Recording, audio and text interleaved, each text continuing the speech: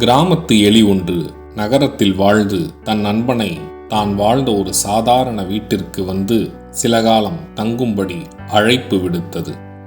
அது சாதாரண இடம் என்றாலும் இருவரும் சேர்ந்து மிக அதிக நேரம் அந்த பகுதியில் செலவழித்தார்கள். அவர்களது ஒற்றுமையையும் அமைதியையும் எதுவுமே கெடுக்கவில்லை. தன் வீட்டிற்கு புறப்படும் போது நகர எலி கிராமத்து எலியை தனது நகர்ப்புற வாழ்வினை அதிசயம் நிறைந்ததாகவும் செழிப்பு மிகுந்ததாகவும் இருப்பதாக கூறி தன்னுடைய நகர வீட்டிற்கு அழைத்தது. அது கூறியதெல்லாம் ஆசையை தூண்டுவதாக இருந்ததால் சரி என ஒப்புக்கொண்டது கிராமத்து எலி. அவர்கள் இருவரும் நகர வீட்டிற்கு புறப்பட்டு சென்றார்கள். அது கூறியவாறே சாப்பாடு வேடிக்கையெல்லாம் நிறைந்ததாகவே இருந்தன. ஆனால் அங்கு இருந்த அபாயங்களை பற்றி நகர எலி தெரிவித்திருக்கவில்லை. அவர்கள் சாப்பிட்டு கொண்டிருக்கையில் ஒரு பூனை அவைகளை பிடிக்க முயற்சித்தது.